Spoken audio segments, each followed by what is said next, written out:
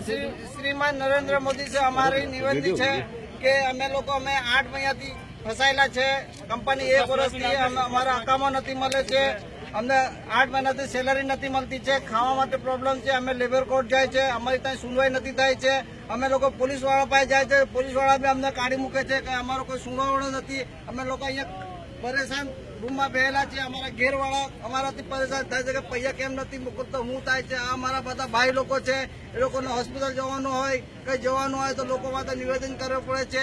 એમાં અમારો એક પાકિસ્તાની ભાઈ છે, તોકીર કરીને અમને કહે છે તમે 4000 રિયાલ આપશે તો તમને ઘેર મોકલશે। અમે કઈથી 4000 રિયાલ લાવીને આપશે એને ઘેર જશે। અમને 8 મહિનાથી પગાર નથી। અમે અહીંયા પરેશાનીથી અમે દૂર રહે છે। રેડિકો કંપનીમાં અમે રહી છે। અમારાથી અહીંયા કોઈ સુવિધા આવી નથી અમારી જોડે। એટલે તમારે નિવેદન થશે કે તમારાથી આરસી તમે વહેલામાં વહેલા અમારી સુવિધા અહીંયા કરે, અમને અમારો આ મસલો હલ કરે। અમે RC2 માં રહી છે, રોયલ કમિશનમાં રહી છે, કેમ્પ 2 માં છે, જુબેલ સિટી જુબેલ છે।